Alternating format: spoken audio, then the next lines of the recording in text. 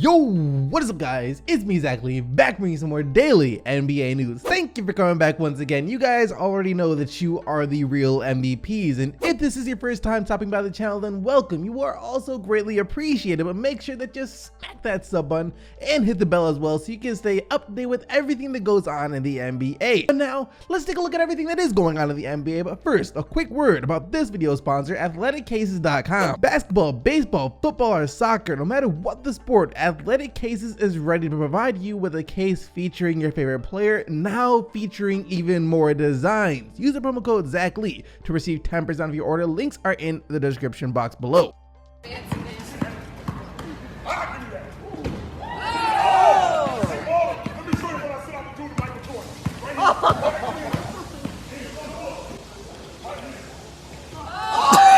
First up in the news, we need to talk about exactly what is going on with the JBA, the Junior Basketball Association that is ran by Lavar Ball. See, there's a bit of controversy, actually a lot of controversy surrounding that league right now, as it's pretty much being called a scam. And this all started yesterday when former JBA player Brandon Phillips claimed that Lavar Ball and the JBA essentially scammed him, saying that he was only paid 1/3 of what he was originally promised, and that when he reached out to the JBA to receive the rest of his money, they didn't answer his call. Former JBA player Brandon Phillips is still waiting to be fully compensated for his time in the league. He also said that the league is avoiding his calls, and most of what he was already paid was put towards his bag fees on flights. And to make things even worse, the guy had an offer for a scholarship to play college basketball, but he turned that down in order to play for the JBA. And now that he did that, he's no longer eligible. These players gave up their eligibility in college to play in the JBA. The entire premise was to let young basketball players get paid to play, and now that doesn't even look like it's happening. Now this of course raises numerous other red flags in regards to the entire JBA. And the first one I have to ask is if these players actually sign a contract for how much they are supposed to get paid. Because if Brandon Phillips signed a contract saying that he was supposed to get paid around $3,000, the JBA only gave him $1,000, and this happened for multiple other players, then technically this is a breach of contract by the JBA, and they can get sued out the wazoo because of it, and that would for sure be the end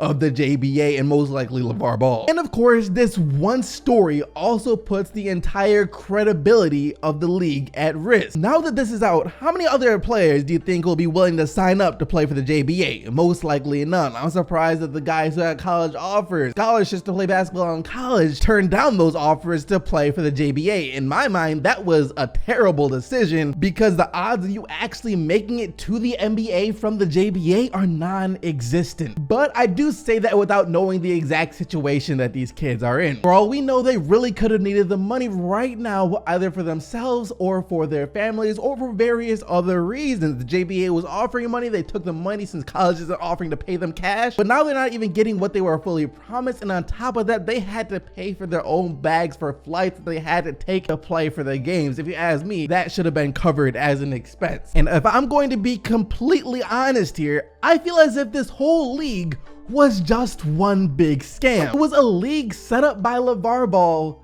to try and get his sons into the NBA. That's the bottom line. Just a few days ago in the JBA championship game, LaMelo Ball and LiAngelo Ball combined to drop 92 points. LiAngelo scoring 58 of those points. It was named the league's MVP. And after winning the game, they received new Cadillacs just like Lavar Ball promised to the winning team a few weeks ago. And that's great that he was able to hold up his end of the bargain on that. But was there ever a question or a doubt in anyone's mind that it would be LaMelo and LiAngelo's team who would wind up winning the championship? The deck was stacked from the very beginning. Why were they both on the same team? If this was fair, they'd be on separate teams going up against each other. That way there could be no favorites. But just think about it. LiAngelo Ball still needs to make the roster of some NBA team or even a G League team at this point. So what do?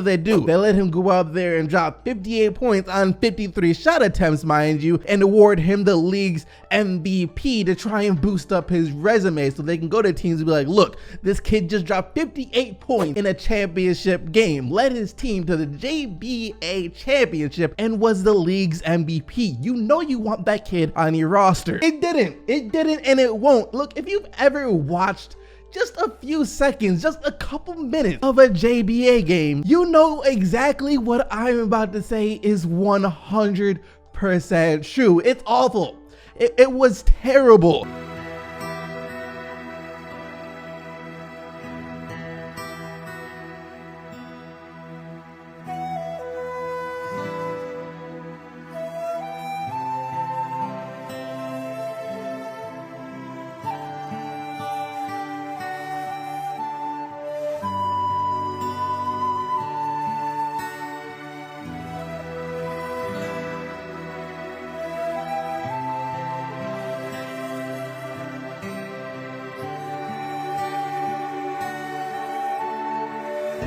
It's nothing more than a bunch of players running up and down the court, jacking up threes and taking some terrible layup attempts. How else do you think a single team recorded 100 rebounds on the night? 52 of them coming from the offensive glass. There's no boxing out, there's no defense, there's no structure, there's no plays being run. It's just a glorified pickup game of basketball. Look, Lavar Ball, if LiAngelo couldn't make it onto an NBA roster or even a summer league team or a G League team by now, that's tough. He clearly doesn't have what it takes, or teams don't feel he has what it takes. The Lakers, out of their love for Lonzo, gave LiAngelo a workout and they flat out just said, no, you can't even be on our summer league team. I don't care if you're Lonzo's brother.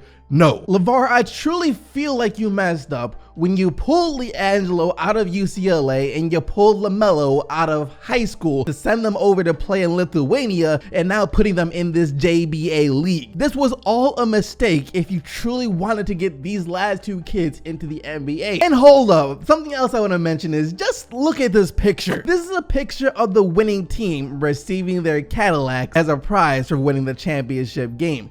Do those faces look like the faces of guys who just won a car? LaMelo smiling, LiAngelo looks kind of guilty about something, like he just stole something, but every other guy except for that coach, I think it is, does not look happy at all. One guy isn't even looking at the camera, and it's probably because they know they can't afford to keep the cars. They gotta pay taxes and insurance on them. How are they going to be able to afford to do that? And the fact that I don't even know a single one of the other players' names besides LaMelo and LiAngelo is just a shame. How are they supposed to make a name for themselves when the only players who were ever getting any publicity were LiAngelo and LaMelo? Oh, and that one guy who was basically assaulted by a coach. Can't forget about him. Anyways, that is actually going to bring us to today's question of the day. I know it was a bit of a shorter video, but we are in the middle of the off season, so I don't know what you expect to me when we're only getting maybe like 1-2 stories a day. Anyways, today's question of the day is going to be this: is it too late